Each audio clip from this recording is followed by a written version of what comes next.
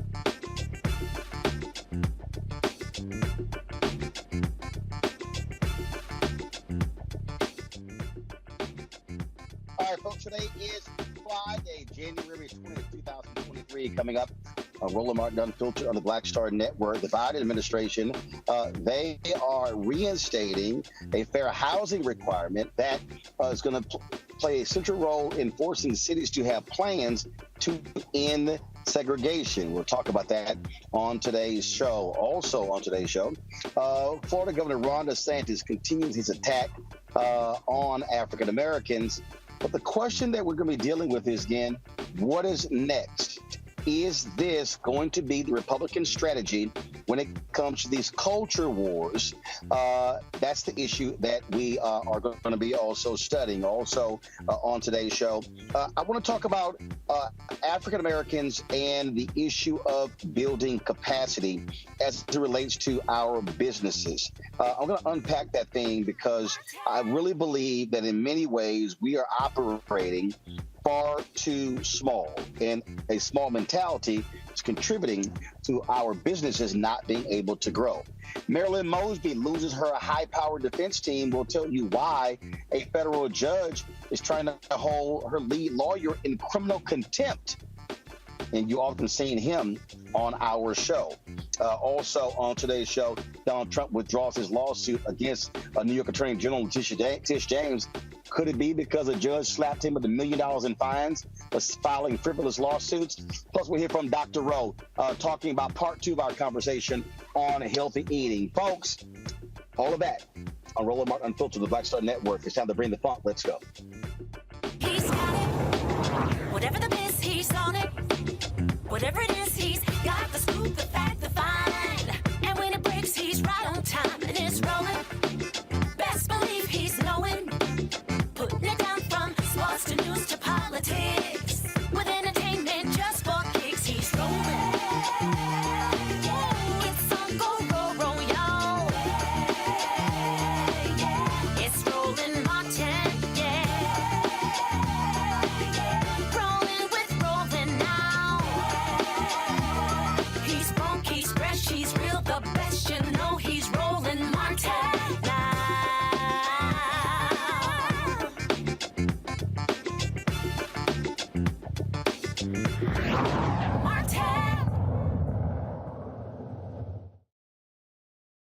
Roland Martin here. Normally I'll be in the studio, but when you get a flat tire, hey, it happens. So you got to go live from the car. So that's where I am here in the nation's capital, folks. A lot of things happening out here in terms of today's news. And one of the things that I want to focus on, we talked about this on yesterday. And that is what is happening in Florida with Governor Ron DeSantis. By him targeting this African American Studies class, what Ron DeSantis is really saying and doing is targeting African Americans. Now, this is not the first time he's done that, but I need people to understand, and people to understand what is going on here. This, folks, is not new. Let me say this again. It's not new. And you're going to see more of this. I laid this out in my book, White Fear, in terms of what the strategy is. It is by design for a Ron DeSantis to get white voters angry and upset and feeling as if they are being attacked. Listen to what I'm saying. This is the strategy.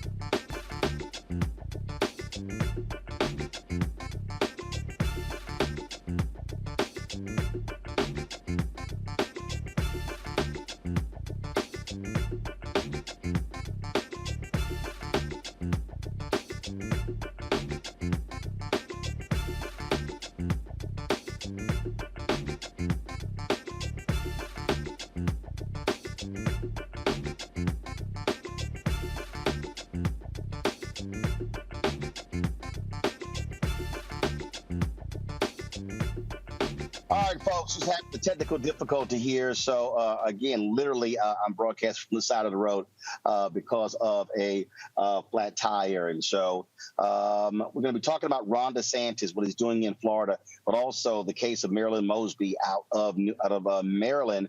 She's having to replace her entire defense team because a federal judge is trying to hold her lead lawyer, Scott Bolden, in criminal contempt. And so here's what we're going to do. And so we're actually going to go to a break. We're going to sort out our technical issues. And again, folks, my signal might freeze. If so, Michael Imhotep, he'll take over to question our guest. So just understand that's what we're working through. This was not expected, but you got to do what you got to do. And so we'll do that. So this is what we'll do. We're going to go to a break. We'll come back. We're going to discuss the Marilyn Mosby case. We're going to talk about Florida Governor Ron DeSantis and this whole issue of white fear and how that is going to be part of the Republican playbook over the next 2 years. Bank on it happening over and over, okay?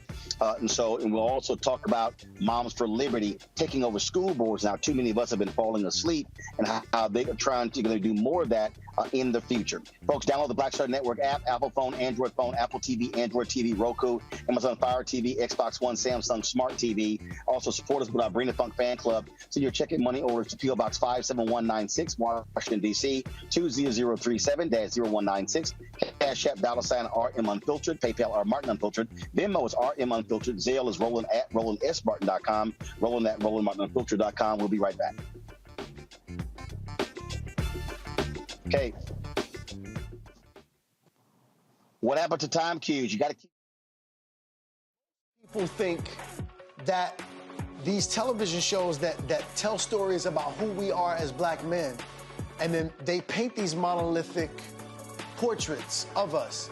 They think that they're being painted by white people. And I gotta tell you, there are a whole bunch of black folk that are the creators, the head writers, the directors of all of these shows, and that are still painting us as monoliths. The people don't really want to have this conversation. No, they don't.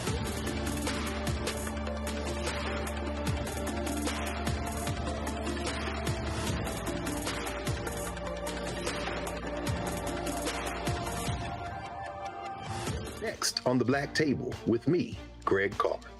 Our legal roundtable is back in session as we look at yet another potential landmark case being considered by the United States Supreme Court. This one is called 303 Creative versus Alennis, and may be the most important and far-reaching First Amendment, that is freedom of speech, case of our time. It could, depending on how the court rules, open the door for a return of Jim Crow segregation laws. It's true. If you say we can discriminate against one, you're saying we can discriminate against all. That's on the next Black Table. Don't miss it. Right here on the Black Star Network. So this is Roger Bob. I got a message for Roland Ascot Martin. Buddy, you're supposed to be hooking me up with some of these ascots that you claim to wear. Where's mine, buddy? Hey, yo, Peace World. What's going on? It's the Love King of R&B, Raheem Devon, and you're watching Roland Martin Unfiltered.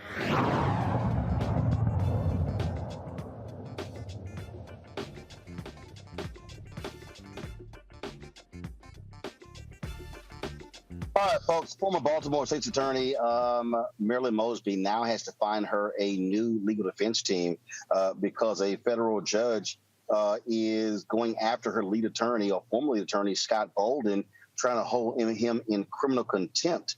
Of course, she's preparing to face perjury and mortgage fraud charges when the motion was filed on behalf of her 6 private lawyers to withdraw for a variety of reasons. U.S. District Judge Lydia K. Grigsby was an African-American and overseeing the case. She issued a gag order and threatened to hold Mosby's lead attorney, Scott Bolden, in criminal contempt of court. The judge said Bolden violated several court rules, including profanity on the courthouse steps, disclosing confidential juror responses, and filing a motion without a Maryland license. If found in contempt, he faces penalties of possibly being removed from the case, prohibited from practicing in Maryland, referred to the U.S. Attorney's Office for prosecution or possible jail, is until January 31st to argue his case. The 6 attorneys asked to step away, 4 because they work for Bolden's law firm, citing conflict of interest. The remaining 2 said they didn't have the time and resources to take over the defense alone. Joining me now is Kalia Coleman, a partner at Riley Safer Homes in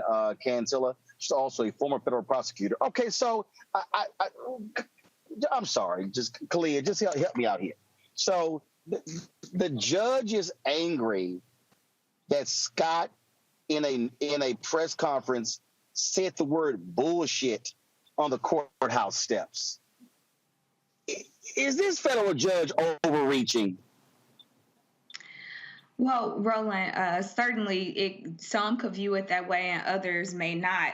I think what the judge was most concerned about is that the purpose of her gag order was sort of to restrict how and the manner in which both sides discussed the case. And perhaps that's what sparked her to get angry by Mr. Bolden's comments. But certainly it raised this question, right? Because, we live in America where typically, there's the First Amendment, and certainly you expect a defense attorney to be passionate and advocate for his or her client.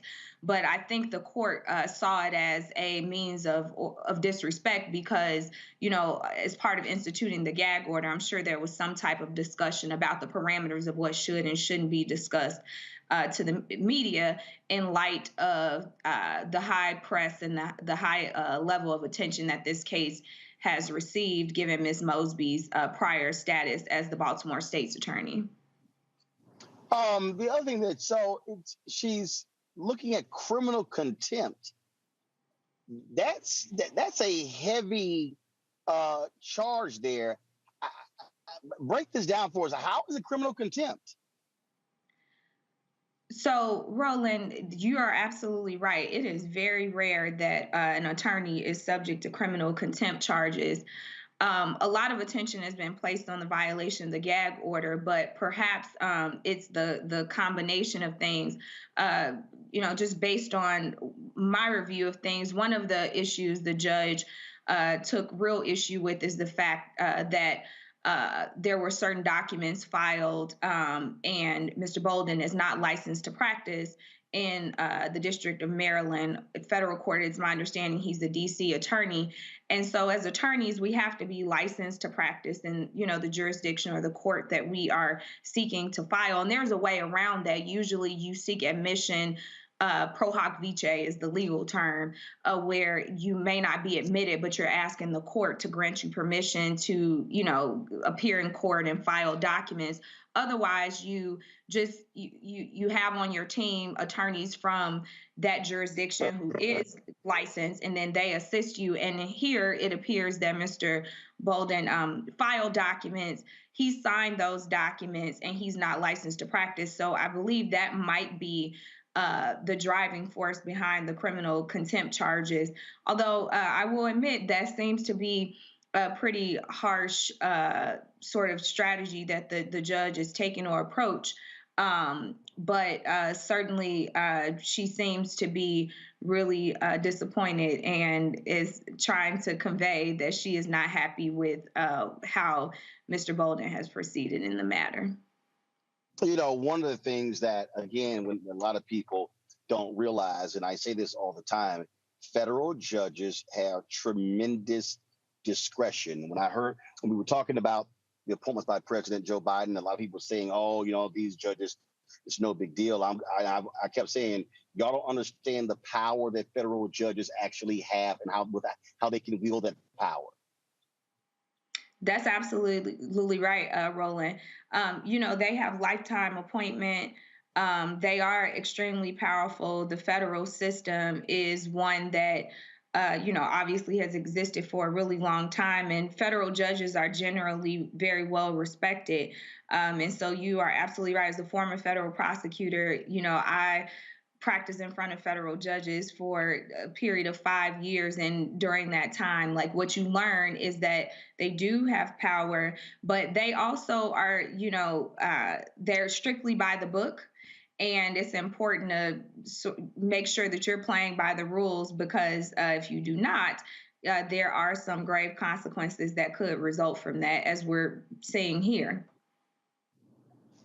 Now, as a result, the federal public defender's office will have to take over her case. Explain that, because look, a lot of people watch these crime shows and others. You often say here, public defenders are overworked. People don't actually get a vigorous defense as a result. Those are some of the things that you hear. But explain how it works on the federal level. So a couple things, steps back, Roland. Like, first, the motion to withdraw, as my understanding, is still pending. It was recently filed. And so I think what's important to be understood is that, they will have to appear before the judge, and the judge will actually have to grant that motion to withdraw. You cannot withdraw from a case without official approval of the court. So as part of that process, the judge will likely have a hearing in which she has the defense attorneys to explain in greater detail their basis for saying there's a conflict of interest and they are unable to continue representation of Ms. Mosby. She will also hear from the prosecutors, which, as a former prosecutor and considering, where the case is, it is set for trial in, I believe, at the end of March. I'm sure the prosecution will likely object because there's this concept of continuity. And when you have new counsel coming in such a, high-profile case, they likely will ask for an extension of time to prepare for the trial. Now, with that being said, assuming that the judge does grant the motion to withdraw and the public defenders, a second issue that has to be addressed is whether or not Ms. Mosby will actually qualify for the services of the public defender. Everyone under the Sixth Amendment has a right to, counsel, but the public defender's office has a unique role. They represent what's called the legal term indigent defendants, individuals who cannot afford to pay for private attorneys. But certainly here, I imagine that Ms. Mosby has probably acquired a large amount of, legal bills, so she possibly will qualify for the services of the public defender. So to get to your point, the federal defender's office and public defenders, even on the state level, I think is a misconception about the quality of those lawyers. They deal with a high volume of cases, right? So they don't necessarily have a smaller caseload as some or most private defense attorneys, but they are trained, skilled lawyers who went to law school just like private attorneys. And certainly when you talk about the federal defender program, I imagine that they would likely staff some of their higher level or more experienced attorneys to deal with this case, given Ms. Mosby's status. All right, then. We surely appreciate you breaking this down for us. Thanks a lot. Thank you for having me.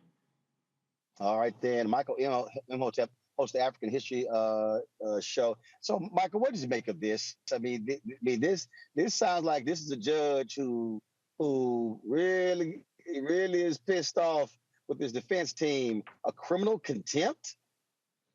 Yeah, Roland, I've been following this story some, and I read the article from the Associated Press on this, and it's a couple of things here. Number one, what you were saying about federal judges being important, you're so right about this, and unfortunately, so many of our people don't understand the judicial branch of the federal government and how important it is that President Joe Biden has made a record number of nominations to the federal bench and gotten so many of them confirmed, number one. Number two, I can't rule out in my mind that somehow this is retaliation against former State's Attorney Marilyn Mosby when it came to prosecuting police officers, like when it came to Freddie Gray and the officers that were believed to be involved in the death of Freddie Gray. Because when you look at the charges, Mosby in 2020, Mosby submitted requests for one-time withdrawals of $40,000 and $50,000 respectively from Baltimore's deferred compensation plans, according to her indictment. Prosecutors alleged that Mosby falsely certified that she experienced financial hardship because of the coronavirus, but she actually received nearly $250,000 a salary in 2020. Yeah, but one, taxes are going to take at least a third of that. Two, you don't know what other financial obligations she had, and she talked about how it impacted her consulting business, et cetera. So, well, but that's why she's on trial. No, I understand. And so the issue for her right now is with this judge could be taking away her defense team. And so hold tight one second. Okay. Hold on one second. I got to go to comeback. We're going to come back. We're going to talk about the Ron DeSantis case as well. You're watching Roland Martin Unfiltered on the Black Star Network. Back in a moment.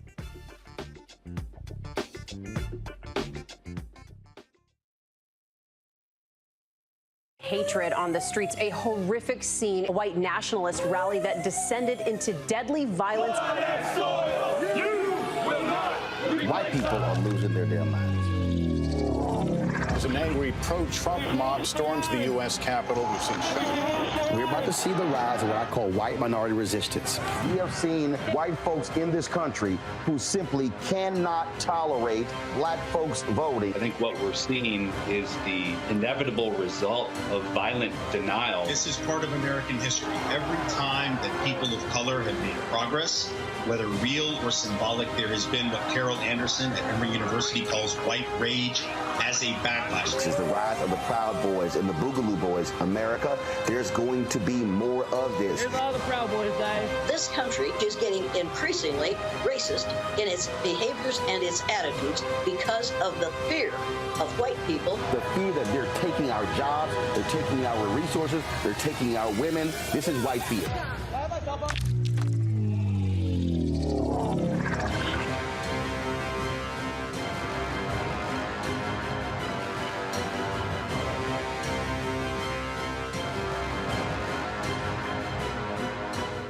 On a Next, A Balanced Life with me, Dr. Jackie. People can't live with them, can't live without them. Our relationships often have more ups and downs than a boardwalk roller coaster, but it doesn't have to be that way. Trust your gut. Whenever your gut is like, this isn't healthy, this isn't right, I don't like the way that I'm being treated. This goes for males and females.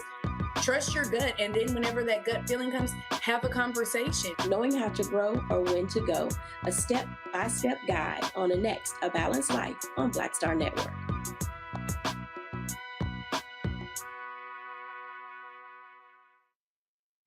Hi, I'm BB Winans. Hi, I'm Kim Burrell. Hi, I'm Carl Payne. Hey, everybody, this is Sherry Shepherd. You're watching Roland Martin Unfiltered, and while he's doing Unfiltered, I'm practicing the wobble.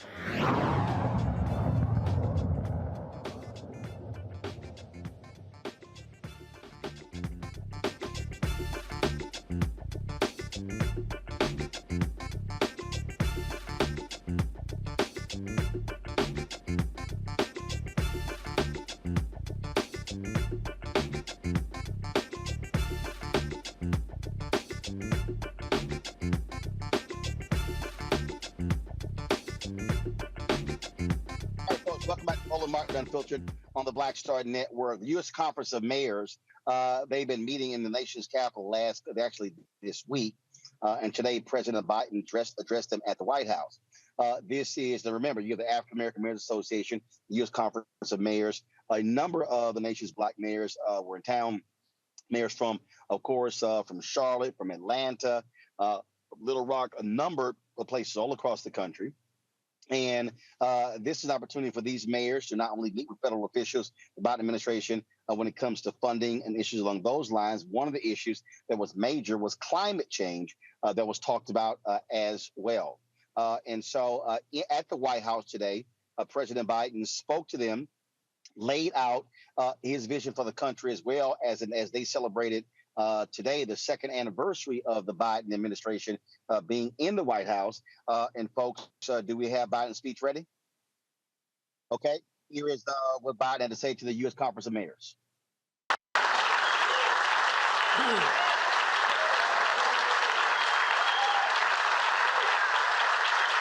Thank you. Thank you. Thank you, thank you, thank you. You better sit down. You don't want this going to my head. A kid from Scranton. Look, Mayor Suarez, thank you for your leadership at the conference. Excuse me, I got a little frog in my throat. But, and Andy, thank you for that introduction. You know, it's wonderful to finally welcome all of you to the White House after not being able to be here because of the pandemic for so long. We appreciate it a great deal.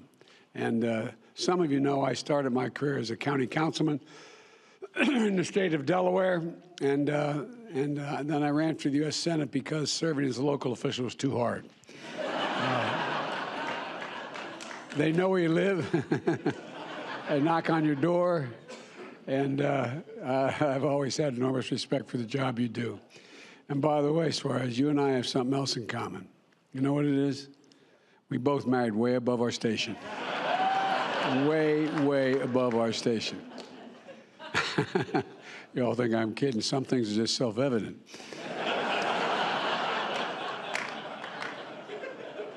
Today is 2 years since I was sworn in as president.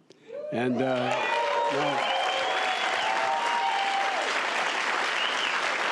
and with your help, we've gotten a lot done. I think if you look around the room, we got a lot of cabinet members who are mayors. A lot of mayors. You got old Mitch Landry from Nolans down there, you know. And that's like being mayor of a country.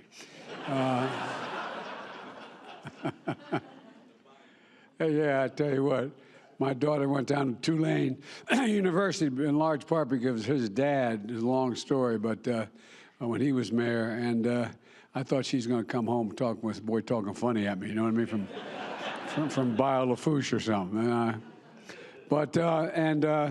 Mayor Pete is, even though he's the secretary, they still call him Mayor Pete. And, you know, you got Marty Walsh from Boston. I don't know where Marty is. We got a lot of mayors, and that's why I think we're making such progress. Look, the fact is that, it's fitting that we are here together today, and because you mayors know how to get things done. And that's not hyperbole, it's a fact, because you have no choice, as a matter of fact. Yesterday, I was in California. We're grappling with historic California. Started off, the governor looked at me and said, Mr. President, we used to be the 5th largest economy in the world, now we're the 4th. That's true, in the world. I tell you what, so I genuflected, and we moved on. I said, that means you don't need that $10 billion we just gave you, right? And y'all think I'm kidding, that's what we did, $10 billion. But all kidding aside, he's a great governor and has written well. But look, dealing with historic storms and flooding, you know, when your town or city faces a crisis, it's the mayor who gets the first call. I've seen it. I've traveled this country after floods and tornadoes, wildfires, hurricanes. As a matter of fact, I was kidding, but there's a serious piece to it when I pointed out that to the governor, we got to stop taking these helicopter rides, because I went over this. I think it was the 5th one in this state, traveling the state. More of the forest is burned down there up in Oregon than the entire state of Missouri. I mean, it's a long, long, long way. A lot of damage. And I want to thank the mayors across the country for doing everything they can to recover and rebuild.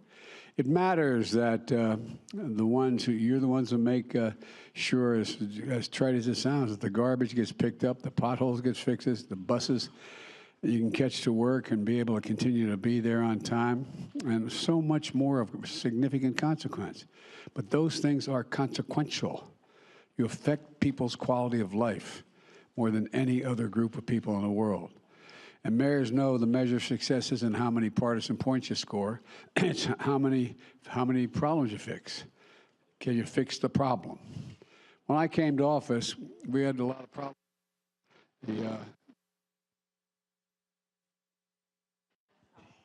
Can you hear me?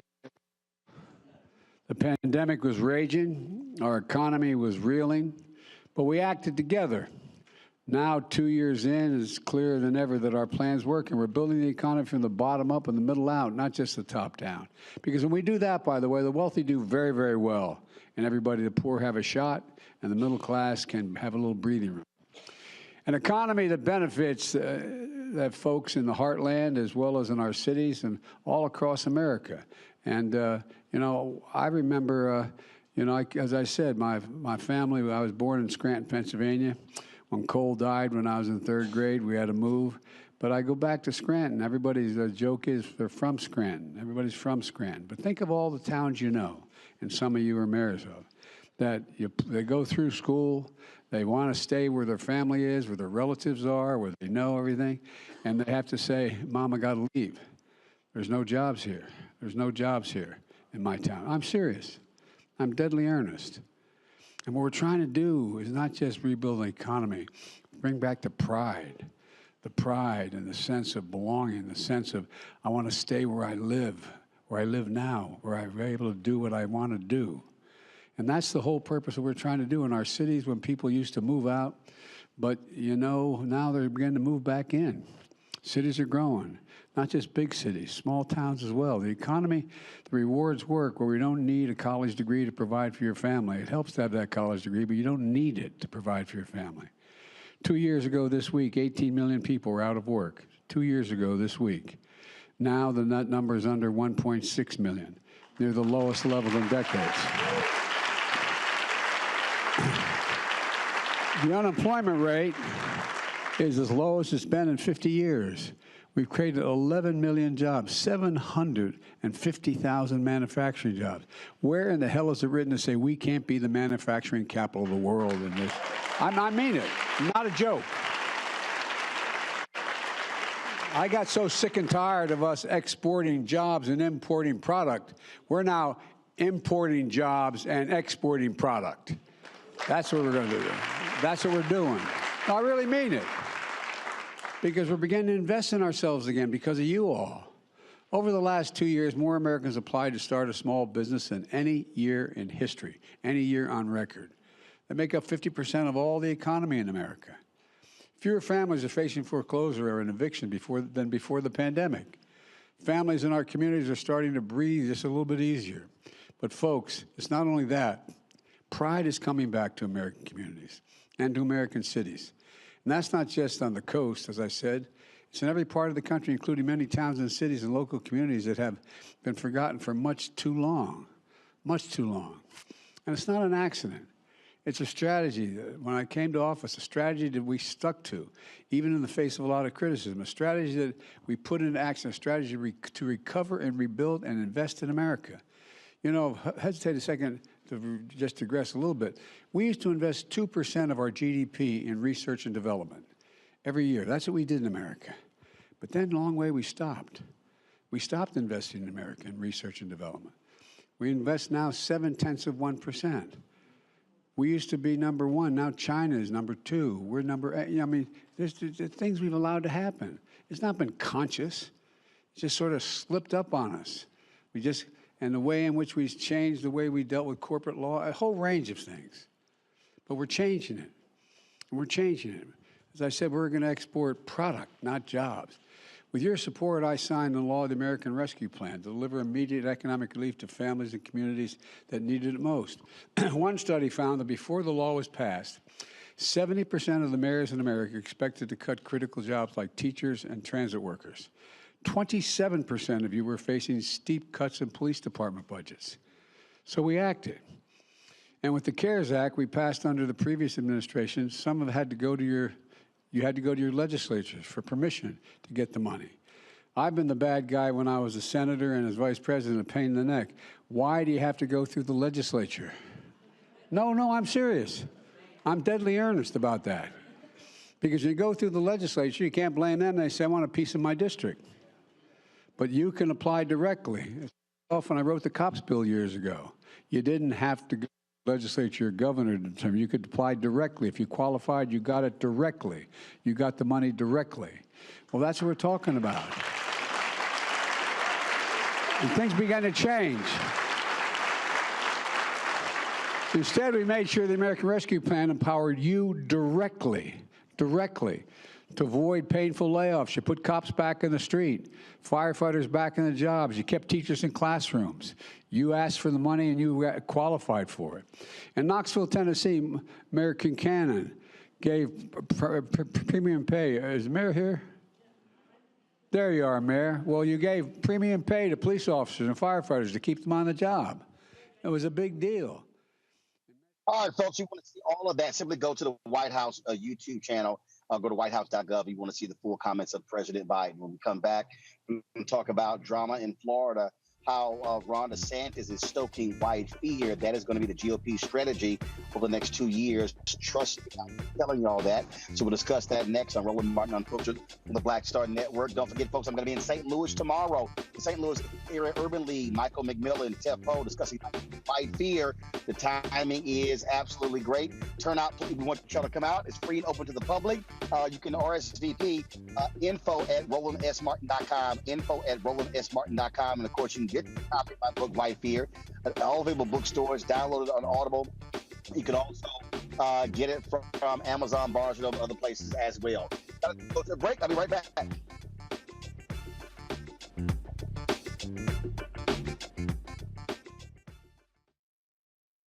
When you talk about blackness and what happens in black culture, we're about covering these things that matter to us, speaking to our issues and concerns. This is a genuine people-powered movement. There's a lot of stuff that we're not getting. You get it, and you spread the word. We wish to plead our own cause. Too long have others spoken for us. We cannot tell our own story if we can't pay for it. This is about covering us. Invest in black-owned media. Your dollars matter. We don't have to keep asking them to cover our stuff. So please support us in what we do, folks. We want to hit 2,000 people, $50 this month, raise $100,000. We're behind 100,000, so we want to hit that. Y'all money makes this possible. Checks and money orders go to P.O. Box 57196, Washington, D.C. 20037-0196. The Cash App is $RM Unfiltered. PayPal is R Martin Unfiltered. Venmo is RM Unfiltered. Zelle is Roland@RolandSMartin.com.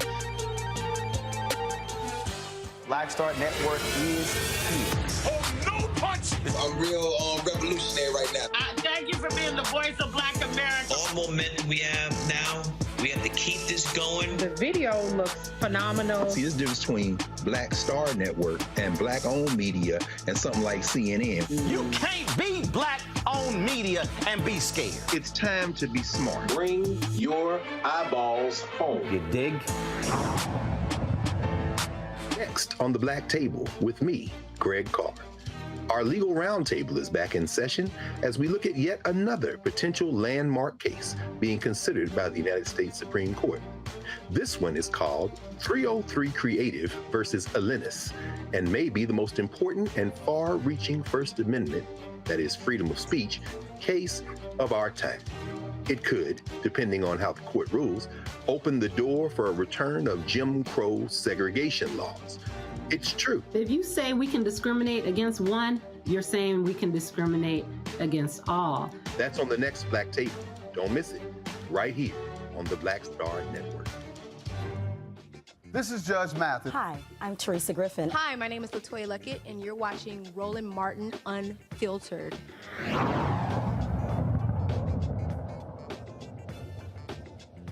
All right, folks, if you want to understand how shameful Ron DeSantis is, the guy somehow wins even when he loses. A federal judge ruled today that he did not have the authority to intervene in a case where Ron DeSantis fired a prosecutor so supposedly because he was woke.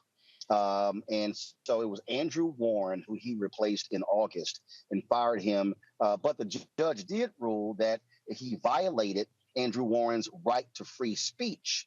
And he also, DeSantis administration said that he was fired for incompetence and willful defiance of his duties, implementing certain policies of presumptive non-enforcement and by co-signing a left-leaning advocacy group's public statements. Well, guess what? The judge said that the assertion that Mr. Warren neglected his duty or was incompetent is incorrect. This factual issue is not close. Running a state's attorney's office is the state's attorney's job, not the governor. The governor cannot properly suspend a state attorney based on policy differences. But again, the judge did not have the authority to weigh in. My panel, Michael Imhotep, as well as civil rights attorney Matt Manning, glad to have y'all on the show. Matt, I want to go to you first, because when you look at this decision by DeSantis when it came to the African American Studies class, this whole attack on woke stuff, this is stoking white fear. This is him trying to attack anybody and everybody when it comes to race, when it comes to DEI. Now you have these presidents of the state institutions coming out and saying that they are not going to agree with anything dealing with diversity, equity, and inclusion. We are seeing how white fear is driving public policy there in Florida, and it's going to be how the GOP operates over the next 2 years. Yes, and how it's also driving it here in Texas and how it's driving it other places. And what it is fear-mongering, and it's white fear. You're 100% right. And what's especially insane about this scenario is that so often you hear Republicans want to talk about whether someone was duly elected, right? That's been their whole life. Trump for years. Andrew Warren was elected twice. He's a great prosecutor. I've sat at a table with him before. He's passionate and he's a brilliant guy. And for Ron DeSantis to think that he can just overstep the bounds of a duly elected prosecutor because he doesn't like his decision in terms of exercising his discretion is offensive, and it should concern everybody. I mean, when we get to the point where one politician thinks they can oust another politician because they're not towing the line of their ideological position, that's terrifying if they're both duly elected, right? Because then what is the point of having elections whatsoever? So I just read a little bit about the judge's order, and this is kind of concerning because I understand the judge's position is probably he didn't want to take judicial activism. But, you know, when the governor doesn't have a right to do this, what is the recourse for Warren? And what is the recourse for anyone else who finds themselves at odds with some other politician's decision, you know, as it relates to their discretion? So I think this is absurd. I think this is what the GOP is going to start trying to do. In fact, I just heard that in Texas, there is a bill to do something similar to give the legislature the power to give district attorneys and others the power to attack DAs who won't prosecute certain offenses under the same kind of logic. So this is something that is sweeping across the nation, and it's something that is extremely problematic. The thing that we need to understand here, Michael, with how these guys are operating, is DeSantis is dismantling local governments as well. This is a guy, he's targeting local politicians. He's targeting sheriffs and elections officials. That's what he's doing. And so, look, he overruled the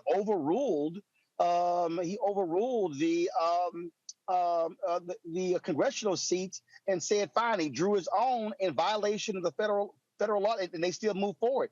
They don't care. They're that brazen. Absolutely. They don't care. This is a fight for raw, naked power. This goes to a number of different things. It goes to the rise of the anti-critical race theory laws that are being pushed by dark money and pushed by organizations like Moms for Liberty.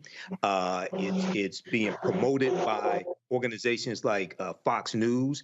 And this also goes to the fear of the browning of America, which we've talked about a number of times here on this show, Roland, and you deal with in your book, White Fear, and how by the year 2043, white people will no longer be the majority population in this country, and how there's a clamor to hold on to political power, but also to try to get, as under Donald Trump it happened, trying to get as many conservative, ultra-conservative federal judges confirmed and as many ultra-conservative judges on the Supreme Court confirmed, because they realize that they can control the federal courts, okay, for the next 25, 30 years. Then the judicial branch of the federal government interprets law from the legislative branch and policies from the executive branch of the federal government. So, you know, this is more, and he's really acting like a dictator.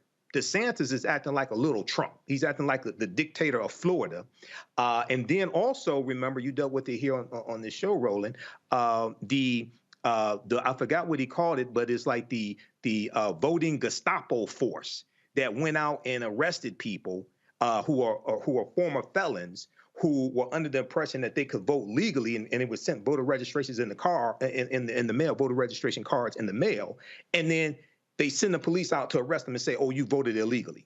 And then the judge throws out those cases, okay, or many of those cases. So this is an example of how elections have consequences. People like Ron DeSantis have to be stopped at the ballot box. The thing, Matt, that I keep trying to explain to people, understand Ron DeSantis is going to be very appealing to a lot of Republicans because he doesn't bring the crazy of Donald Trump. I'm warning people, this man can win. And trust me, Ron DeSantis is even more dangerous than a Donald Trump.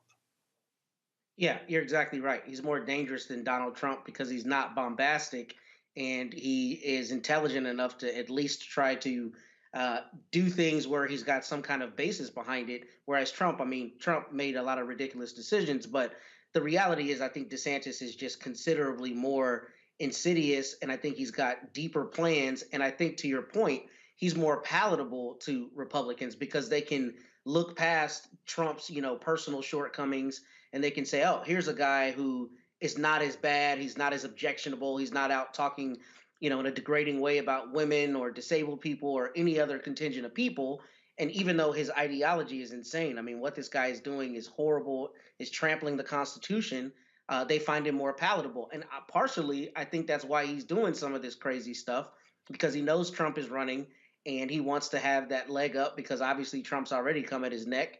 And I think DeSantis is going to try to sell himself as the true conservative who is the moral conservative or whatever. And I think that that's what's going to happen is conservatives are going to galvanize behind him because they can get away from Trump finally, especially as he's embroiled in all these cases around the country.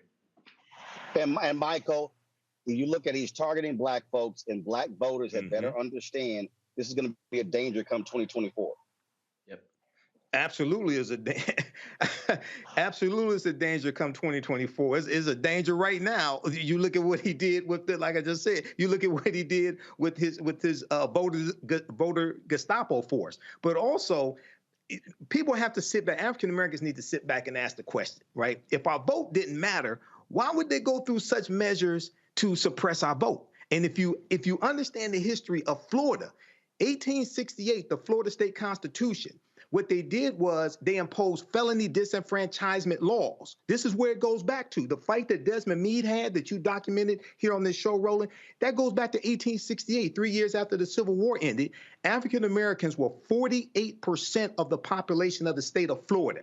They imposed the state legislature imposed this felony disenfranchisement law to target African Americans because they feared a Negro legislature.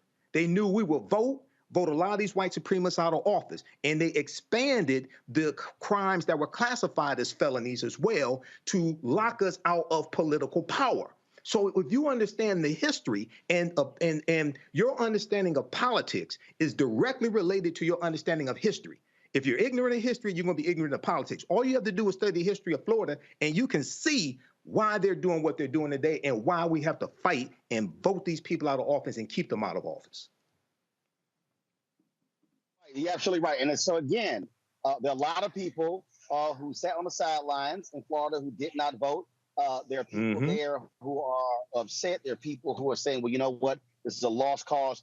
But I'm trying to warn people. I'm trying to warn people, folks, what they want to do. Axios did a story.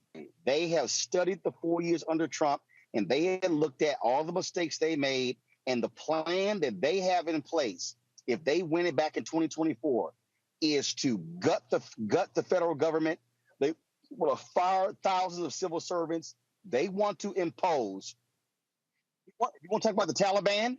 Talk about the Taliban. They want to impose a similar ideology here in the United States, and it's dressed up under conservatism. So, folks, you can sit on the sidelines all you want to, but they are targeting black people. Absolutely. They are targeting black people. All right, I got to go to a break. We're going to come back with more on Roland Martin Unfiltered on the Black Star Network. Don't forget, support us in what we do. And look, we got nominated for the NAACP Image Award. Be sure to go to vote.naacpimageawards.net, and you can cast your ballot to vote for our show, for our standing news special. It's open to the public. Anybody can vote. Just simply go to that category, look for Roland Martin Unfiltered, and then what you simply do is you fill that ballot out, and then you can 1 email per ballot. If you got 5 emails, you can vote 5 times. So please help us out to win this Image Award, our first nomination here at Roland Martin Unfiltered. I'll be right back.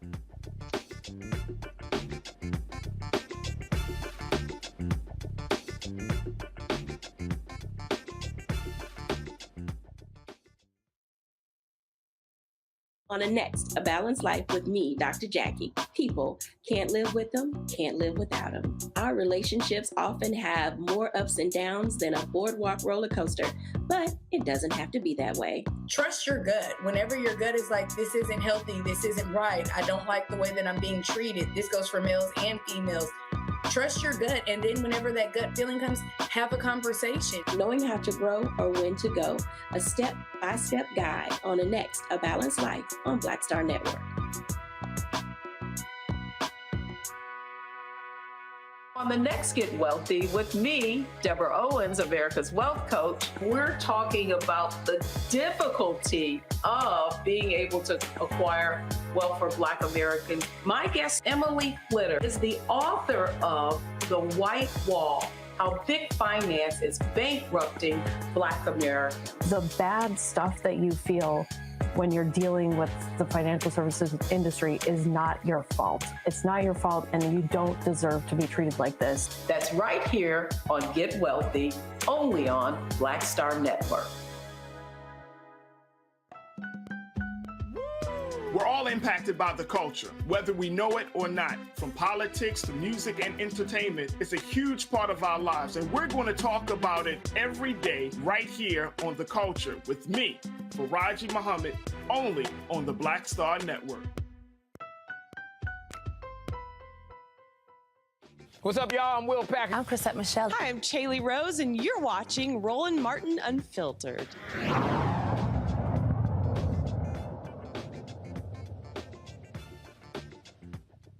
All right, folks, welcome back to Roland Martin Unfiltered. We were talking about this issue of race in America, and we were just, of course, talking about what's been happening in Florida with the DeSantis administration. But I want to talk about something that, and I posted on my Instagram page, and I raised this issue about the lack of Black PR companies in the United States. And the reason I raised that particular point is because I talked about how you don't have a major Black PR company. Here we talk about Black media company as well. Part of the problem is we are small. We are way too small. We have all these small companies. We don't have scale. I want to bring in Michael and Matt in on this because the reason I'm raising this issue is here we are. We're talking about how do we build Black America? How do we grow Black America? And the bottom line is, Matt and Michael, we're not going to be able to build and grow Black America as long as when you look at the sectors in which we are operating in business-wise, we are small. Pre-COVID, there were 2.6 million Black-owned businesses.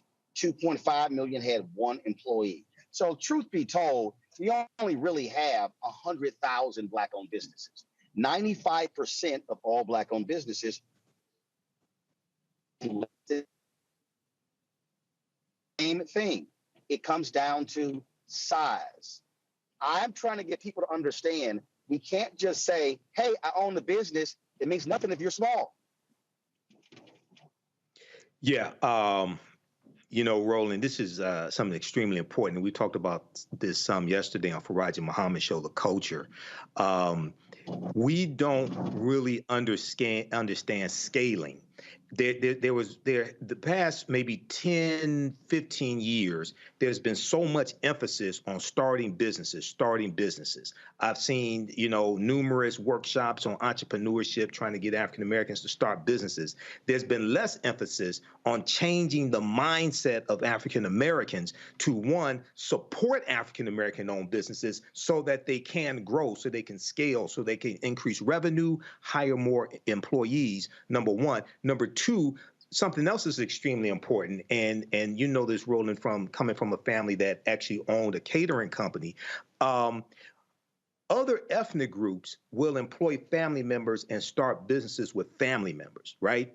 But there's a narrative going around that you don't go into business with family, you don't hire family members, and a lot of times that's directed towards African Americans. But when you look at other cultures, they don't live by that. You go into Chaldean stores, Arab stores, Asian American stores, Chinese, Mexicans, they got the whole family working there, okay? And they pull the resources together that the families have to help create generational wealth, all right? Now, you want to make sure that you put the right person in the right position, give them the right responsibilities based upon their skill sets. But this has to be a total reprogramming of how we look at business, how we engage business. And it's not enough to say start business or build your own, which is one of the most overused cliches, build your own.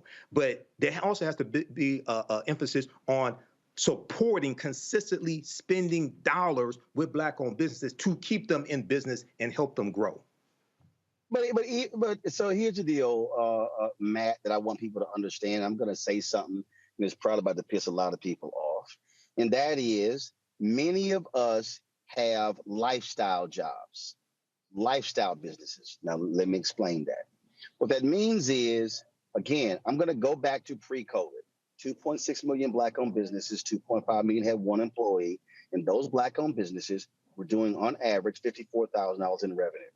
When we had 1.9 million Black-owned businesses, they were doing, on average, $110,000 in revenue. So the reality is, when we talk about Black-owned businesses, in many cases, we have businesses where we're simply just paying ourselves a paycheck, and we're actually not building and creating wealth. We're actually not building a business that you can actually create scale and then pass on to a family member. The reality is, we should be able to be building businesses. And again, if we choose not to sell, then all of a sudden a family member is taking over a 20, 30, 40, $50 million a year business, but that's not what's happening. And so the problem that I'm looking at, we are having conversations and people keep saying, to Michael's point, build your own, but folk don't even understand what building your own means. I really believe we've got to have a much more rigorous conversation that I would say this here. I would say we have, I don't even want to say let's get more Black-owned businesses. I keep saying let's get more Black-owned businesses with scale. Let's say if you got 3 small PR firms, merge into one PR firm. I've said this about Black newspapers. It is stupid in some cities. You've got 5, 6, or 7 Black newspapers. You simply cannot, the audience can't support that when you got one daily newspaper that's struggling to survive. I just really believe that we're going to have to deal with people's ego about mergers and acquisition in order to impact Black America, because when you have scale, you now can go after multi-million-dollar contracts. Now you can hire more people. Now you can pay them competitive salaries. And that is a fundamental problem that I see in Black America across all industries. Yeah, and you know what's interesting, as you talked about that, I kind of thought about the analogy with churches, because you see that a lot with Black churches as well, right? Where you have very small membership and it's so small that it's like unsustainable for each individual church, whereas you could have one church with people came together and have a robust body. Obviously, we're talking about businesses, but the principle is the same. And I think you hit the nail on the head about coming together and putting aside that ego. I do have questions. I mean, I'm a lawyer, not an economist, so I don't know the answer to this, but I do have questions about the institutional barriers to scale. And I know we've talked about that on the show before, but really the question is, how readily do we have access to SBA money? I know there's a lot of money out there, but surely there are some institutional things that play into that, not only racism and buying attitudes, but just access to capital, right? And we have to address that issue. The other thing, but hold on. Let me address that particular point, because that is important.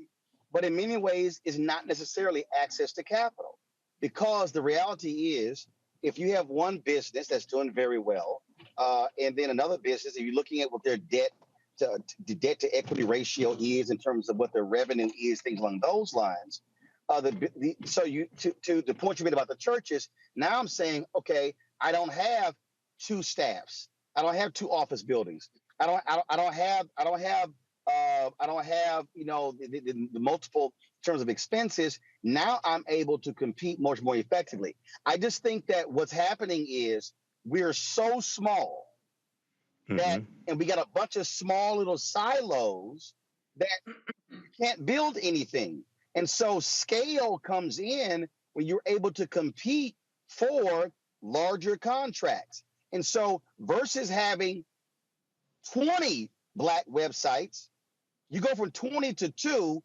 Now all of a sudden, your revenue may go from 2 or 3 million to 8 to 10 to 15 to 20 million. And now that's a game changer. Yeah, we really have to think on that. I'm sorry. Hold on, Michael. Go back to Matt. He want to finish the second point. I mean, I'll yield to Michael. I was just going to say that I think part of it too, though, is I think sometimes the industries that we're in. I know we're talking about the PR context, but a lot of times I feel like Black people are investments that are very difficult. For instance, restaurants, right? It's hard to scale a restaurant as is compared to something where you're providing a professional service. And that's not to knock anyone, but I mean, I think also a diversification of the industries somewhere like media, like PR, or practicing law or medicine or whatever allows you to potentially scale with more offices and practices, and you're not necessarily tied to the economy in the same way that you might be if you have to buy inventory and that kind of thing. So I'm sure that factors in somewhere. Yeah, and again, it goes to what are the businesses that we're going into that are impacting our community. That right there to me is what I'm trying to get us to talk about. And I can tell you, Michael, I've spoken at numerous Black Chambers of Commerce events, and rarely is mergers and acquisitions on the menu. I said it many times before I launched this show. I went to every major Black-owned media company to partner because what I was doing, none of them were doing, and not one wanted to partner. Okay, fine. You leave me no choice. I didn't want to have to do it, but that's what I had to do. Yeah, two really important points on this, Roland. I used to manage African-American companies that had government contracts, City of Detroit, County of Wayne, and State of Michigan. And when Kwame Kilpatrick was mayor here in Detroit, one of the things he was trying to do, and I didn't agree with all of his political stances, but one of the things he was really trying to do was to get more African-American owned businesses to be contractors for the city of Detroit, because there's something like about $2 billion in contracts that go out each year in the city of Detroit. Okay, so he held his administration organized a one-day summit down at Cobo Hall, downtown Detroit, where and people could come in to find out how to be contractors of the city of Detroit and get contracts, especially African-American owned businesses. And he was trying to demystify the whole process. And one of the things he talked about is that many of our businesses were going to have to merge together, to pool their resources together, to be able to get these contracts, okay, and to be able to stay in business and prosper. And unfortunately, in the African-American community, a lot of times that's something that's not necessarily taught, okay? So that has to be taught, one. Secondly, very quickly, when we study the history of African-American entrepreneurship, successful African-American entrepreneurship here in this country, going back decades, even going back into slavery, we see that we utilize the cooperatives, the co-ops. And if people read Dr. Jessica Gordon Nemhard's book, who's like one of the top authorities on the history of African-American co-ops, it's called Collective Courage, a history of African-American economic thought and practice. And it deals with organizations like the Colored Merchants Association, which was a cooperative of hundreds of African-American owned grocery stores in the early 1900s. And they organized so that they could get economies of scale, they could learn better accounting practices, marketing practices, so they could better compete against the white chain stores like the Kresge's and the Woolworths. So we have to go back into that history and see how we were able to compete back then. So let me say this here. Federal government spends $560 billion on contracts. Blacks get 1.67%. Which is about $9 billion. President Biden spoke to the CBCF and he said they want that to go to, 100 billion. Well, guess what? That's going to be real tough. You got no plan of action. And what I'm saying, people, you're going to hear us talk about this a lot more on this show, is you go for the money that's sitting there right now. Federal contracts, state contracts, county contracts, city contracts, because if we don't, we're not going to be able to achieve what we want economically. All right, folks, hold tight one second. We come back. We're going to talk about the Biden administration's focus on fair housing policy. That's the next on Roland Martin, the Black Star Network.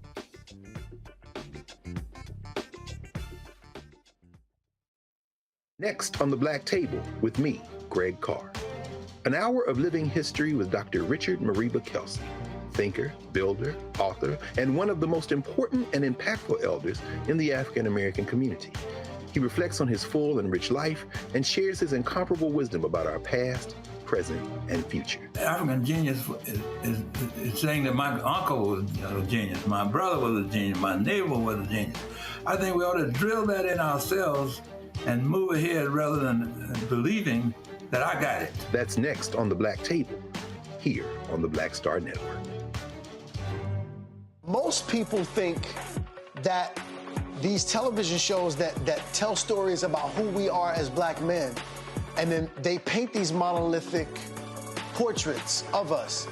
They think that they're being painted by white people. And I got to tell you, there are a whole bunch of black folk that are the creators, the head writers, the directors of all of these shows, and that are still painting us as monoliths. The people don't really want to have this conversation. No, they don't.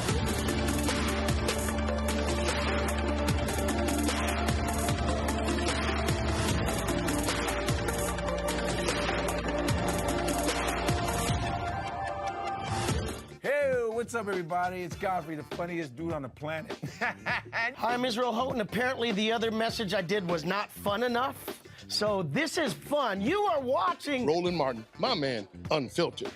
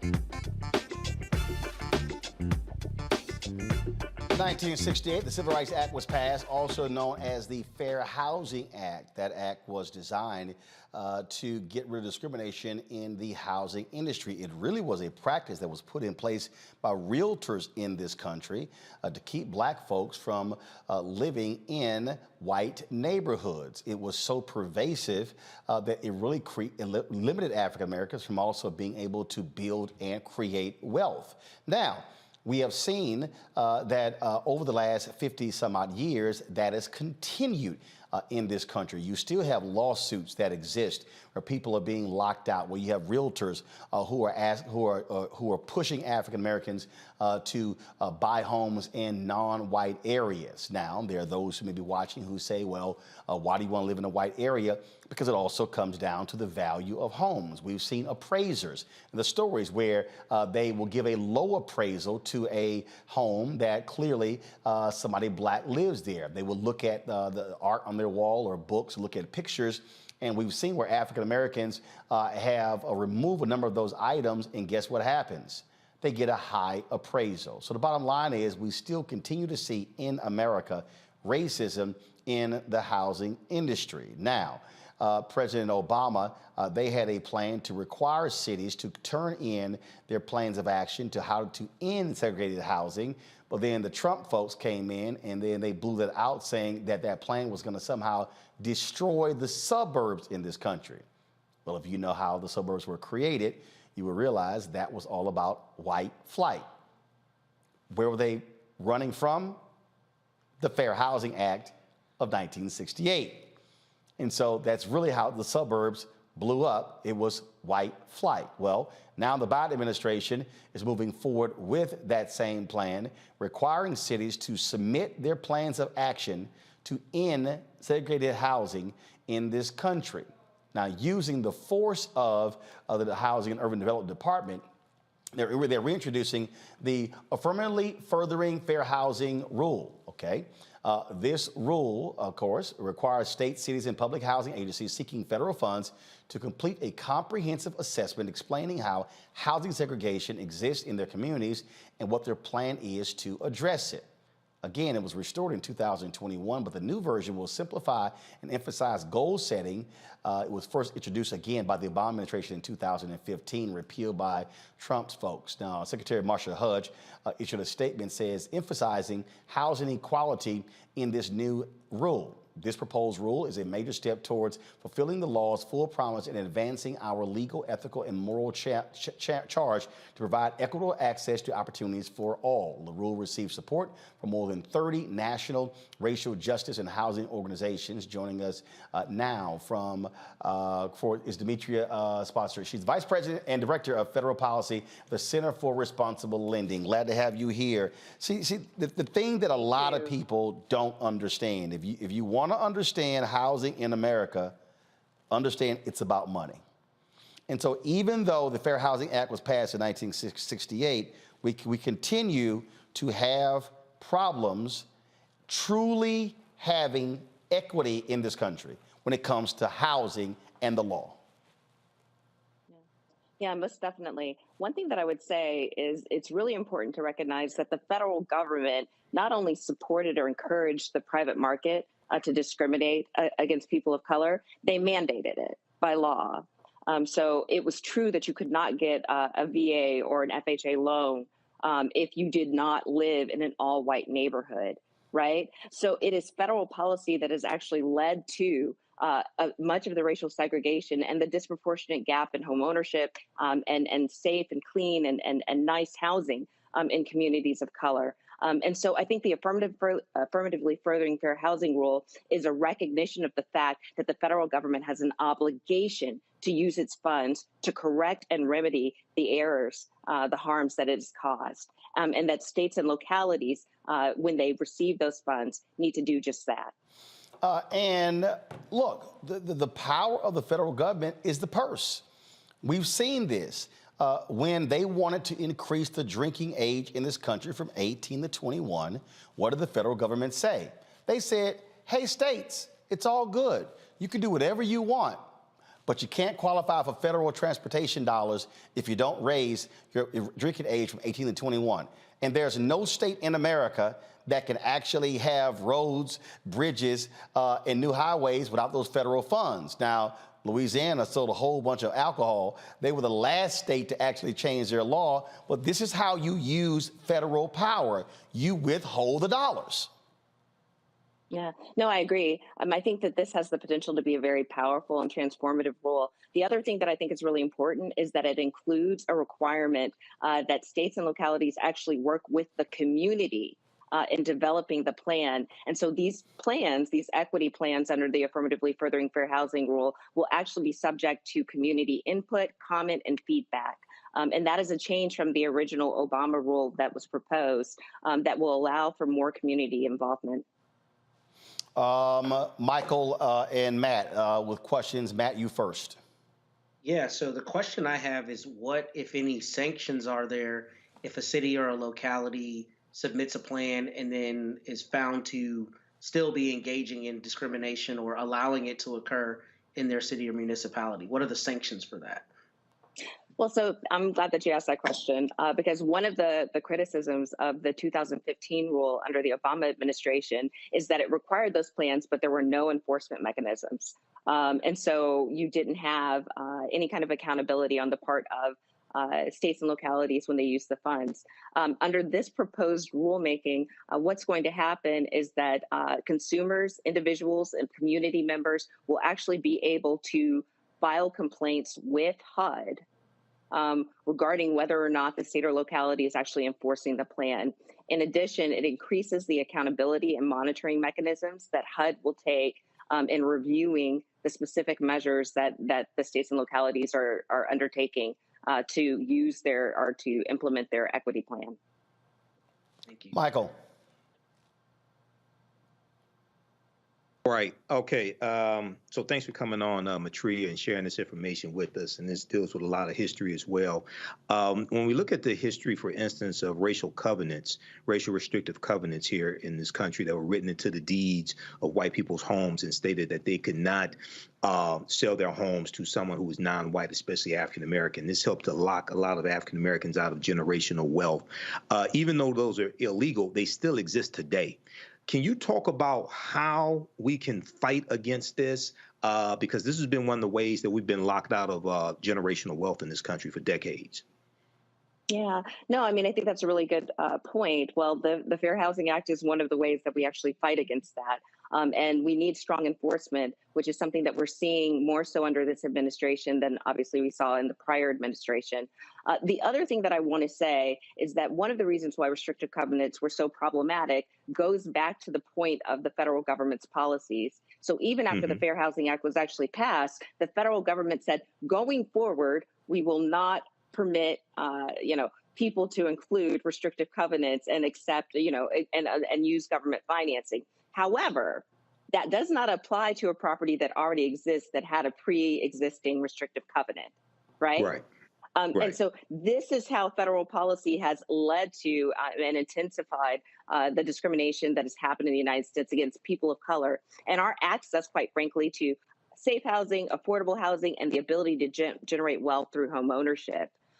So the way that we change that is twofold. We have to have strong enforcement of the Fair Housing Act, strong enforcement of anti-discrimination laws. We have to increase the ability of private sector individuals to be able to sue and sue effectively. Institutions that are engaging in discriminatory practices like racially restrictive covenants. We also have to hold financial institutions accountable for redlining policies and making loans to only certain communities or steering loans for people of color into certain communities. And that's a practice that still is very much alive today, as we've seen with some settlements with some well-known financial institutions. Right. Okay, thank you. Is there anything in this announcement that you believe should be strengthened? So I think the enforcement mechanisms could be stronger. And I think that, I applaud the administration for doing for taking the step of saying, you know what, it's not enough for us to propose these plans, to monitor these plans, but we need to have a mechanism to enforce these plans. I would like to see a little bit more, I think, meat around what that enforcement mechanism looks like. And so what happens when an individual or community member files a complaint? And what is the process? Is there a timeline in which HUD will respond and investigate that complaint? And I think those are things that, as we think about this proposed rule, we should all have an opportunity to comment and weigh in. Because again, to your point, Roland, the power is the power of the purse. And so ultimately, the requirement is only as strong as the threat that individuals and institutions will lose public funds, lose federal dollars if they do not engage in the activity. I keep telling people, follow the money. If you ain't focused on the money, we're not having an American conversation. Mitri, a sponsor. I certainly appreciate it. Thanks a lot. Thank you. All right, folks, got to go to a break. We'll be back on Roland Martin Unfiltered. Don't forget to support us in what we do. First of all, if you're watching on YouTube, hit the like button, y'all. You're sitting here watching. Come on, hit the button. We need to be over 1,000 likes, okay? Also, download the Black Star Network app, Apple phone, Android phone, Apple TV, Android TV, Roku, Amazon Fire TV, Xbox One, Samsung Smart TV. Support us in what we do, joining the Bring the Funk fan club. Send check and money orders to P.O. Box 57196, Washington, D.C. 20037-0196. Cash App, $RM Unfiltered, PayPal R Martin Unfiltered, Venmo RM Unfiltered, Zelle, Roland at RolandSMartin.com, Roland at RolandMartinUnfiltered.com.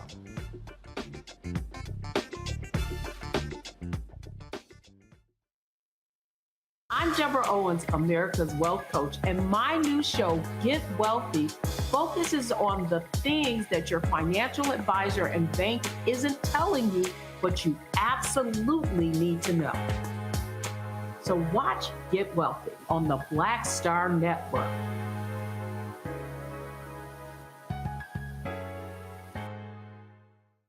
Hi, I'm Dr. Jackie Hood Martin, and I have a question for you. Ever feel as if your life is teetering and the weight and pressure of the world is consistently on your shoulders? Well, let me tell you, living a balanced life isn't easy. Join me each Tuesday on Black Star Network for A Balanced Life with Dr. Jackie.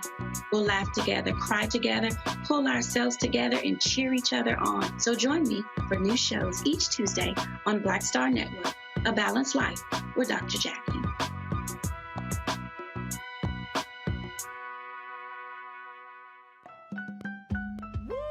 We're all impacted by the culture, whether we know it or not. From politics to music and entertainment, it's a huge part of our lives, and we're going to talk about it every day right here on The Culture with me, Faraji Muhammad, only on the Black Star Network.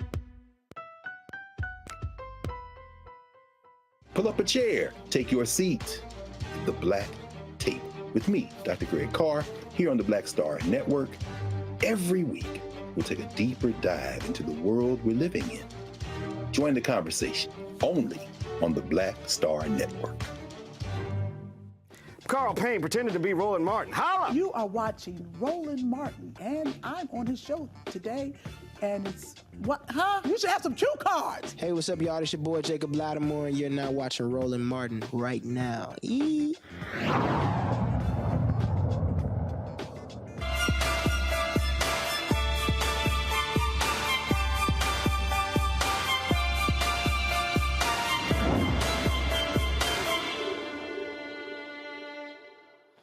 All right, folks, we talked to Dr. Rowe the other day about proper eating, and we had a part 2 that we taped with our panel, and so we wanted to share that with you as we focus on a new you in 2023. All right, folks, we're talking about better food choices for a new you in 2023, chatting with Dr. Rowe. Got our panel from Tuesday's show with some questions. Let's see, we'll start with Skinny Jason. So, Doc, here's the deal. How we bulk Jason up? He's 180 pounds. He's skinny as hell. Jason is malnourished. So, what? He's malnourished. Why do you call him? He's malnourished. Jason, is that your opinion that you're malnourished? Jason, no, he's too damn skinny. I am not too skinny. I'm in great shape. I look good. I got my abs. I'm looking great. But I do have a question, particularly about my favorite kind of green food, which is Brussels sprouts. Oh, hell no. What did he say? Brussels sprouts is his favorite green food. Oh, that's wonderful. Oh my God. My wife cooks Brussels sprouts. That's like smelling chitlins in the house. My question is, they give off a gas like cabbage, does. They give off a gas like cabbage, but it's another cruciferous vegetable that is super good for you, Jason. So keep eating your Brussels sprouts. All right, what's your question, Jason? Is it still healthy if I fry the Brussels sprouts? Okay, no. This is the thing. Is it still healthy if I fry the Brussels sprouts? Flash fry, which means you're going to put them in the oil for a small amount of time and take them out. Hold up. So, Jason, how do you fry them? I put some olive oil. I usually chop up some onions. I put that in there. I like to get them a little brown. Sometimes a little crispy. He ain't flash frying. He deep frying. See right there.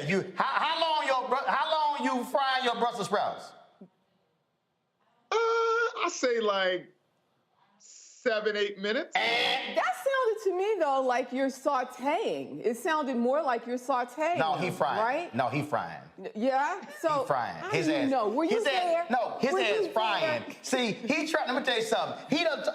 Listen, Doc, I've been doing this long enough. Okay. Somebody give you the right answer, and then when you know they say, well, I kind of do this, do that. No, he asked about frying Brussels sprouts. Well, here's the thing. So, Jason, are your Brussels sprouts submerged in oil? How long are they, when they come out, are they green or brown? They have some green left in them, but you want some. So you're trying to get the leaves crispy. Is that correct? I do like some of them to be. You want some of it, yeah. No, Doc, he frying Brussels sprouts. And the extra virgin olive oil that you're using is a good fat, so that's a good heart protecting fat. So good on you. Just keep the oil. Just keep it down. Okay, he said 7-8 minutes. Yeah. How long should he be leaving them Brussels sprouts in there? He's really sautéing. No, he's not. Doc, he frying. Really? He got some deep fried ass Brussels sprouts. He ain't fooling me.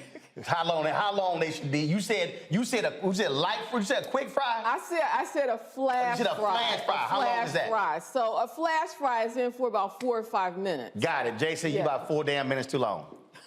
You deep frying your Brussels sprouts. You ain't fooling me. I know. But he's not deep frying unless he has this much oil and the Brussels sprouts are submerging that. That's not what's happening. Doc, am I right? Deep frying, Doc. I'm telling you, he deep frying. That is right. Yeah, okay. He's lying. He lying. He deep frying. All right, Randy. I have a similar question. When you cook greens a long time, like some collard greens, right, and you let them simmer for a long time and get that, smoky flavor from the meat.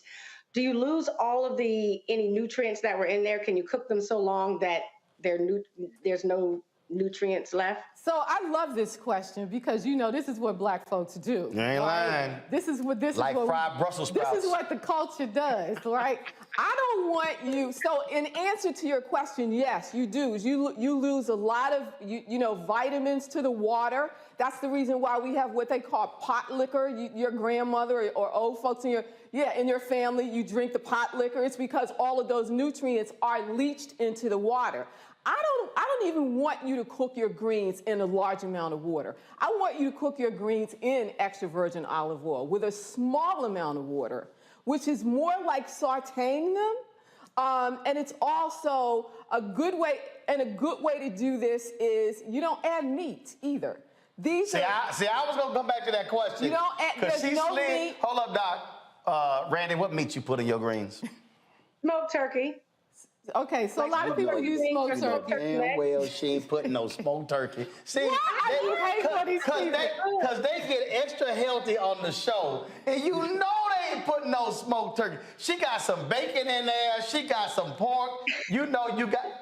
I would say let's take out the fat back, but you didn't say that you use fat back, and you didn't say that you use ham hock. She ain't want you telling her take it out. You said that you use smoked turkey, and smoked turkey every once in a while is good. But try this. Try extra virgin olive oil.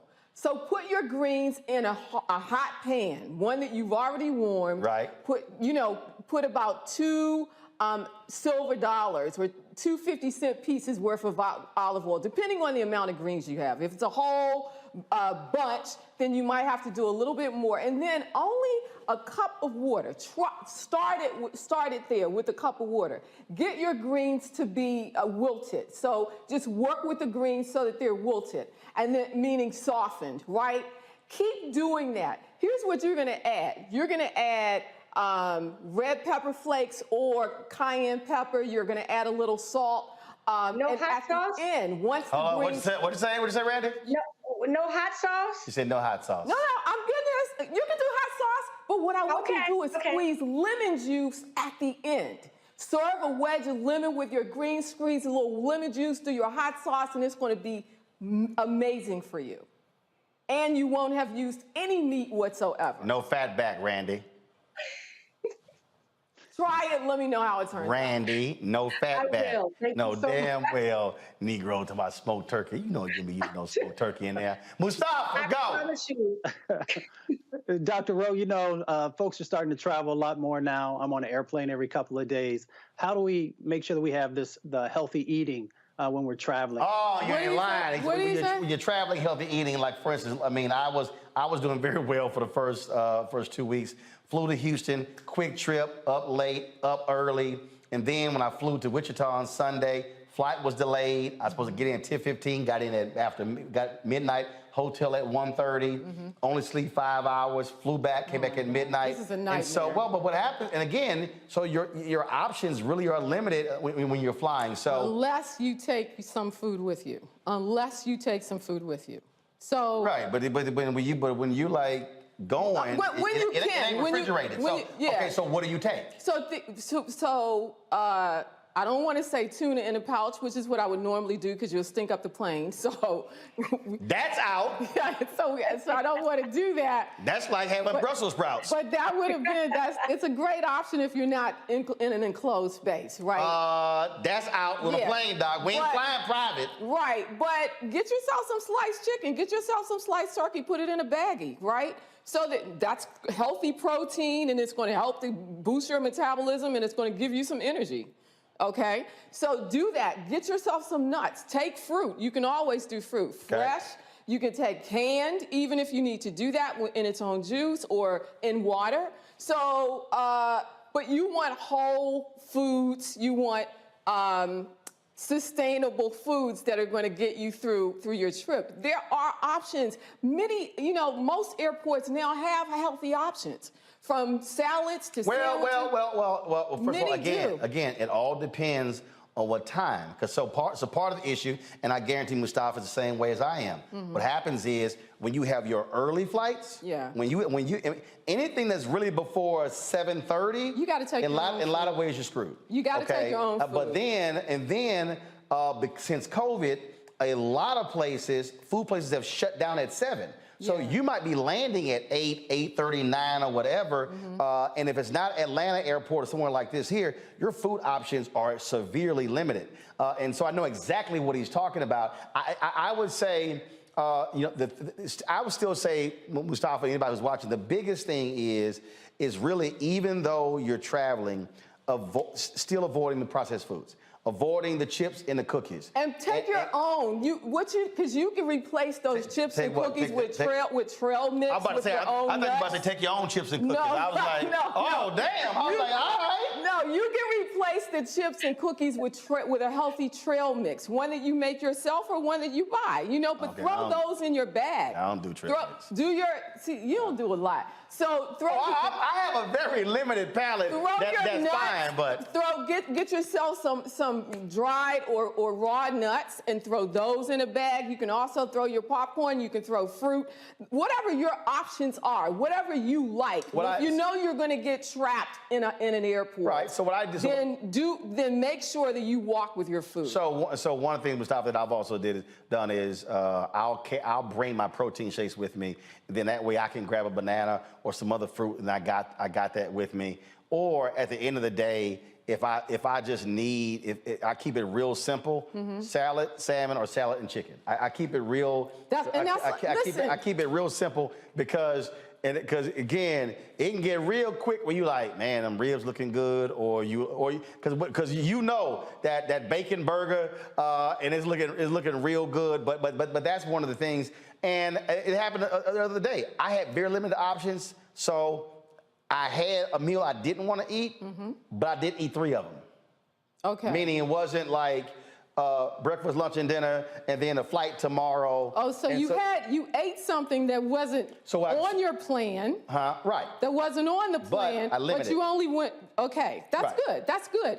And that's what you call planning for, you know, those times when you're in a crunch, or planning for times when you go off the rail. Sometimes people go off the rail just because they want to go off the rail, right?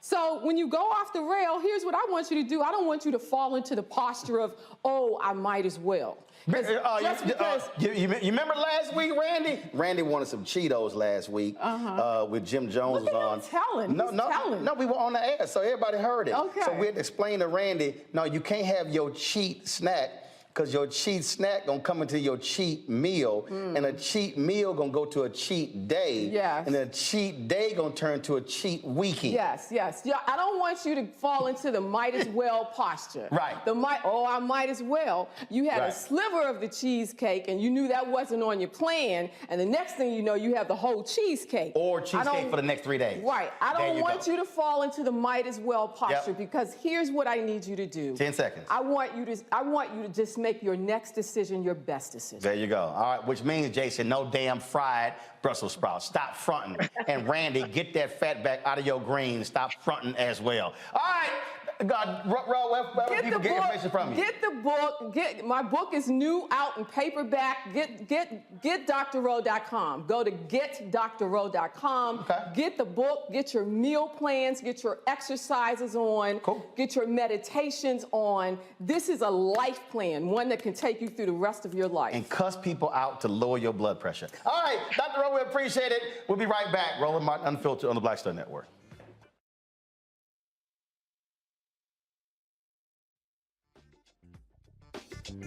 Jackie, people can't live with them, can't live without them. Our relationships often have more ups and downs than a boardwalk roller coaster, but it doesn't have to be that way. Trust your gut. Whenever your gut is like, this isn't healthy, this isn't right, I don't like the way that I'm being treated. This goes for males and females.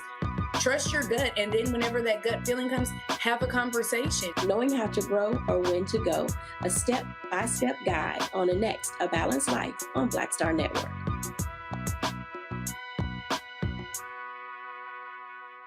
Black Star Network is here. Oh, no punch! I'm real revolutionary right now.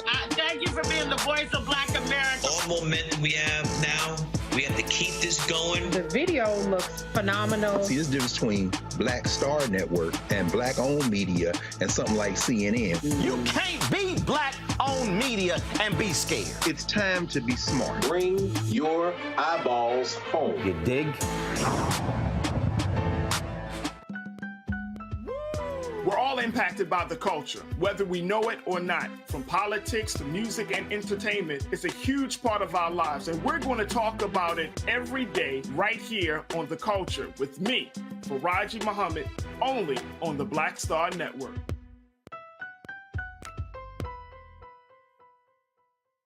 What's up, y'all? I'm Will Packer. I'm Chrisette Michelle. Hi, I'm Chaley Rose, and you're watching Roland Martin Unfiltered.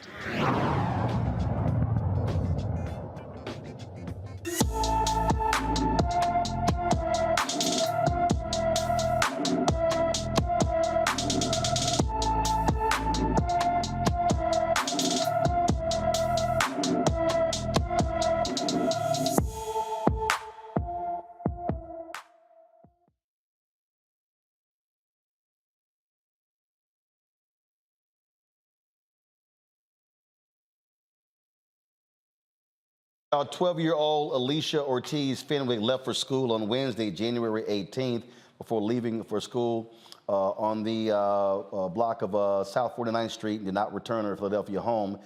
She is 5 feet tall, weighs 130 pounds, with black hair and brown eyes. She was last seen wearing white, blue, and black tights, a red shirt, and a black jacket. Anyone with information about Alicia Ortiz Fenwick is asked to contact the Philadelphia, Pennsylvania Police Department at 215-686-3183, 215-686-3183. Man, that's certainly a sad story right there. All right, folks, do we have the video of this white man who lost his mind in Georgia? Douglasville, Georgia. So a black FedEx driver delivering packages, and this white man decided to just show his whole ass. Hit play. You stupid monkey. Come on, hey, say it again. Say it again. Say it again. Say it again. Go ahead, get out, you fucking dumb nigger. I'm fucking what? Are you a dumb nigger? Go ahead and park. You want to fuck around with a white man? You run over my dog, I will show you. Ain't nobody running over nothing. Black Lives Matter. Hey, welcome to Facebook. You think I give a fuck, nigger? Hey, what's up, though? Now, they're still trying to identify who this guy is. Trust me, you know, Twitter is going to do the work as best that they can as relates to who this fool is. And of course, you know that account Tizzy ENT, the guy who's always reporting on them. In fact, he posted a video. You know, let me go and just play this real quick. He posted a video about this. Give me 1 second. I think we have it. Y'all see my phone here? Okay, go ahead and take my iPhone. Say it again. Oh, you got to love that freedom of speech. I do have something of an update with this. That young man, the FedEx driver, he has legal counsel, and they just did this. So we just left Douglas County Sheriff's Office, filed an incident report trying to get criminal charges against the assailant that has assailed Mr. Michael Ruth. At this point, all we want to do is make sure that Douglas County does their job, does a good job, a thorough job, and that justice is brought so that we will not have to continue to go through this.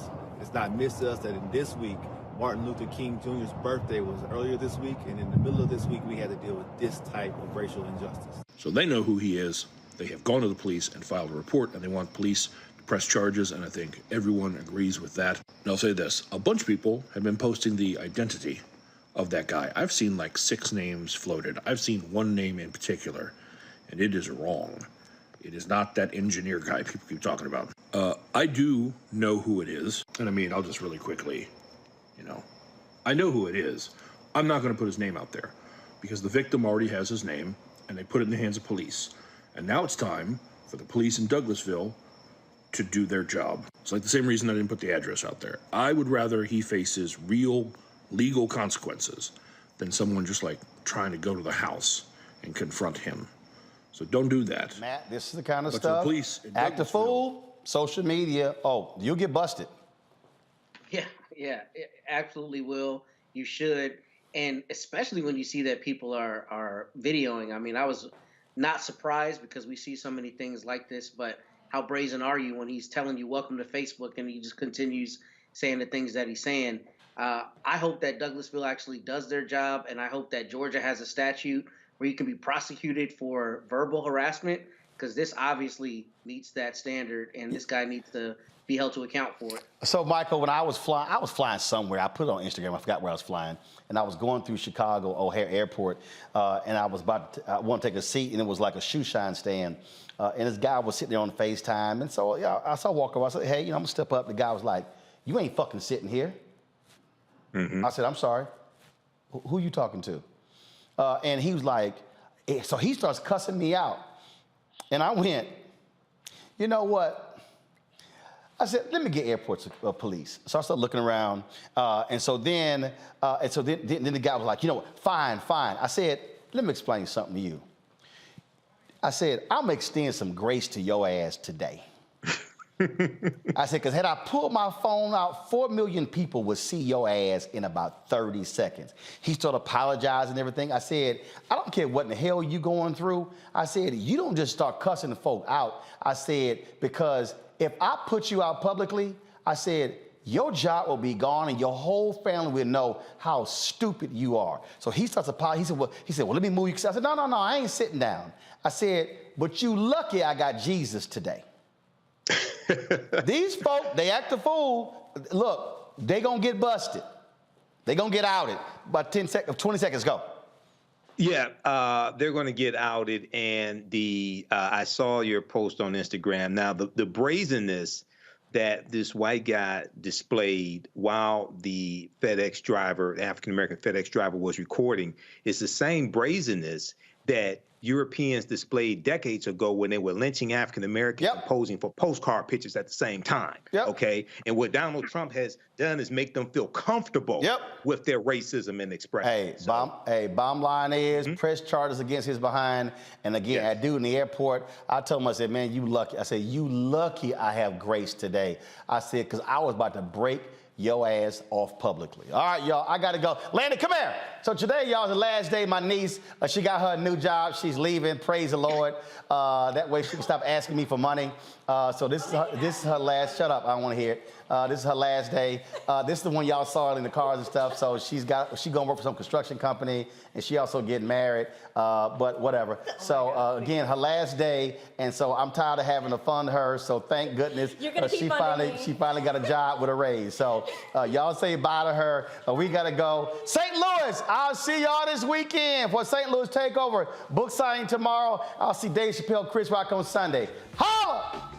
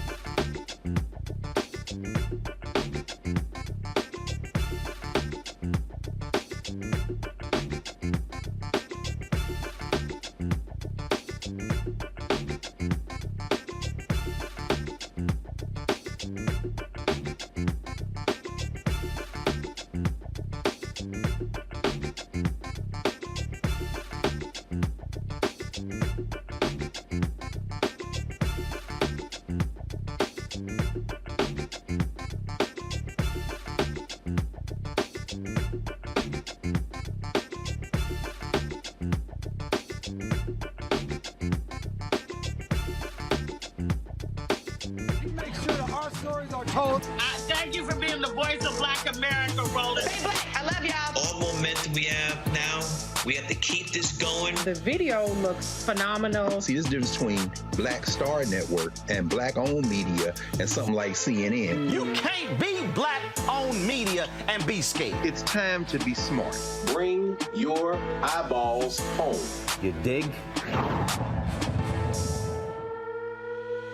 Pull up a chair, take your seat at the Black Table with me, Dr. Greg Carr, here on the Black Star Network. Every week, we'll take a deeper dive into the world we're living in. Join the conversation only on the Black Star Network. Hi, I'm Dr. Jackie Hood Martin, and I have a question for you. Ever feel as if your life is teetering and the weight and pressure of the world is consistently on your shoulders? Well, let me tell you, living a balanced life isn't easy. Join me each Tuesday on Black Star Network for A Balanced Life with Dr. Jackie. We're all impacted by the culture, whether we know it or not. From politics to music and entertainment, it's a huge part of our lives, and we're going to talk about it every day right here on The Culture with me, Faraji Muhammad, only on the Black Star Network. I'm Deborah Owens, America's Wealth Coach, and my new show, Get Wealthy, focuses on the things that your financial advisor and bank isn't telling you, but you absolutely need to know. So watch Get Wealthy on the Black Star Network.